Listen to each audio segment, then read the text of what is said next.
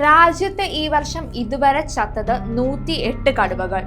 National tiger conservation authority പുറത്തുവിട്ട കണക്കിലാണ് ഇത് സംബന്ധിച്ച വിവരങ്ങളുള്ളത്. അന്താരാഷ്ട്ര കടുവാ ദിനത്തോടനുബന്ധിച്ചാണ് NTCA കണക്കുകൾ പുറത്തുവിട്ടത്. 2023 182ഉം 2024 126 കടുവകളും ചത്തു.